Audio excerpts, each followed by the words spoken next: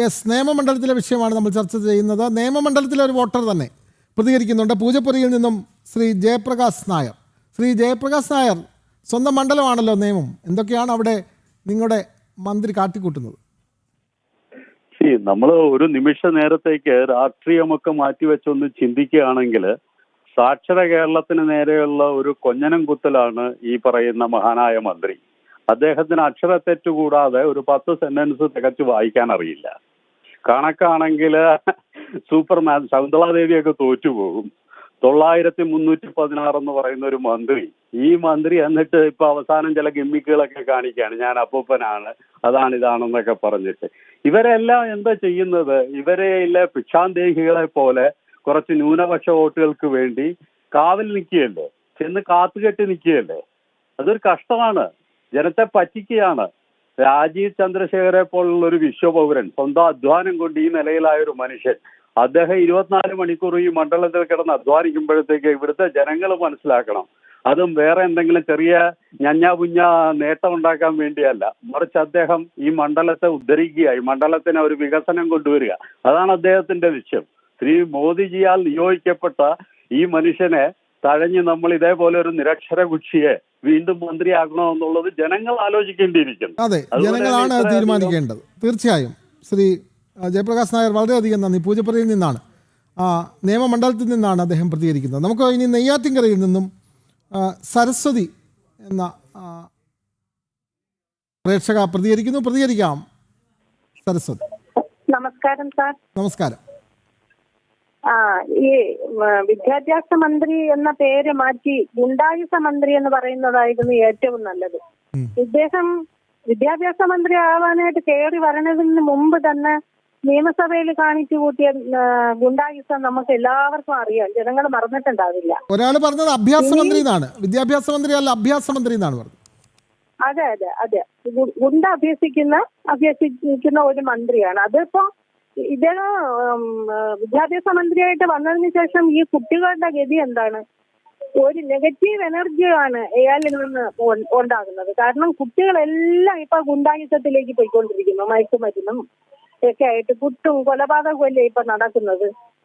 അപ്പൊ ഇനി രക്ഷകർത്താക്കൾ ചിന്തിക്കേണ്ട കാര്യം എന്തെന്ന് വെച്ചാൽ, ഇനിയും ഇങ്ങനെയുള്ള ഒരു ഗുണ്ടായുസ മന്ത്രിയെ നമുക്ക് വേണോ എന്നുള്ളത് ഈ തെരഞ്ഞെടുപ്പിലൂടെ ചിന്തിച്ച് കാണിച്ച് പ്രവർത്തിക്കേണ്ടതാണ്. മന്ത്രി അപ്പൂപ്പനാണെന്നാണ് പറയുന്നത്. മന്ത്രി അപ്പൂപ്പൻ അത് ഇനി അപ്പൊ ആ അപ്പൂപ്പൻ നമുക്ക് വേണ്ട എന്ന് ജനങ്ങൾ തീരുമാനിക്കട്ടെ. അതെ, ജനങ്ങളാണ് ഇക്കാര്യം തീരുമാനിക്കേണ്ടത്. വളരെയധികം നന്ദി. പ്രേക്ഷക സരസ്വതിയാണ് നെയ്യാറ്റിൻകരയിൽ നിന്നും പ്രതികരിച്ചത്. ശാന്തകുമാർ വിഴിഞ്ഞത്ത് നിന്നും വിളിക്കുന്നു. ശാന്തകുമാർ, പ്രതികരിക്കാം.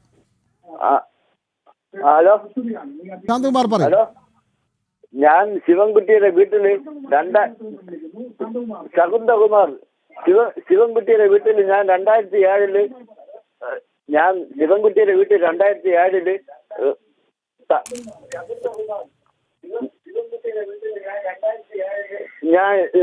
ഞാൻ ജോലി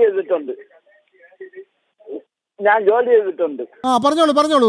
മന്ത്രി ശിവൻകുട്ടിയുടെ വീട്ടിൽ ജോലി ചെയ്ത ആളാണ്. പറയൂ. കുടിക്കാൻ വെള്ളം അടുത്ത വീട്ടിലാണ് എടുത്തോണ്ട് വെച്ച് കുടിക്കാം. കുടിവെള്ളം പോലും കൊടുക്കാത്ത ഒരു വീട്ടുകാരാണ്. വെള്ളം കൊടുക്കൂലേ?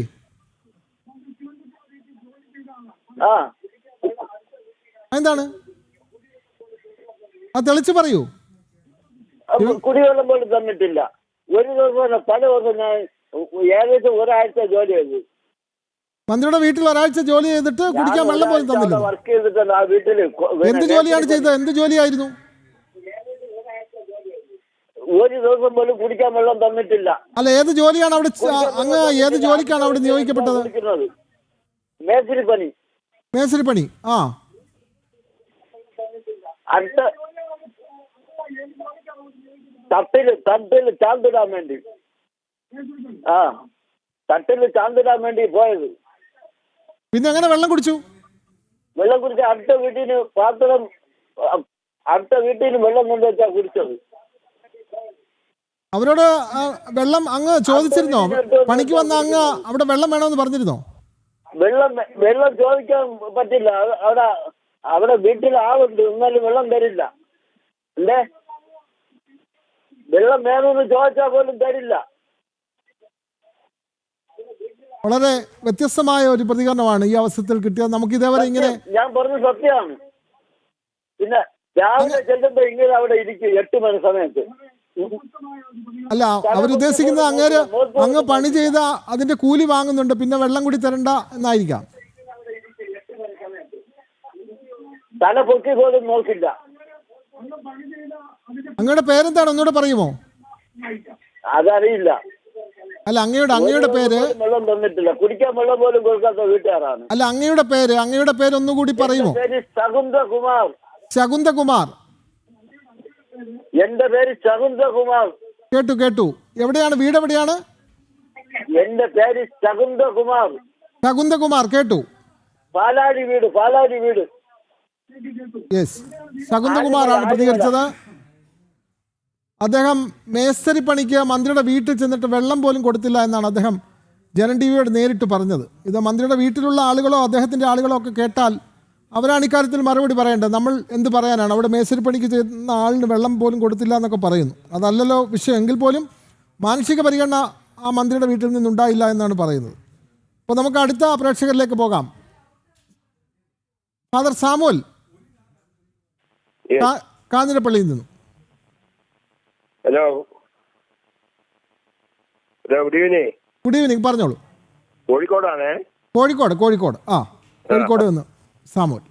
ഇലക്ഷൻ ഡിക്ലെയർ ചെയ്ത് കഴിഞ്ഞാൽ മന്ത്രിസഭയിലെ മന്ത്രിമാർക്ക് അത്യാവശ്യ കാര്യങ്ങൾ മാത്രമേ ചെയ്യാൻ പാടുള്ളൂ. അതെ, അതാണ് ചട്ടം. അവരിപ്പോ മത്സരിക്കുന്നത്, ശിവൻകുട്ടി മത്സരിക്കുന്നത് മന്ത്രിയായിട്ടല്ല, അല്ല, ഒരു വ്യക്തിയായിട്ടാണ് മത്സരിക്കുന്നത്. അതെ. അപ്പൊ അദ്ദേഹം അലങ്കരിക്കുന്ന വകുപ്പുകളുടെ ഒരു കാര്യവും ഉപയോഗിക്കാൻ തക്കോണം പാടില്ല. അത് അങ്ങേയറ്റം തെറ്റാണ്. കാരണം വ്യക്തിയായിട്ടാണ് മത്സരിക്കുന്നത്.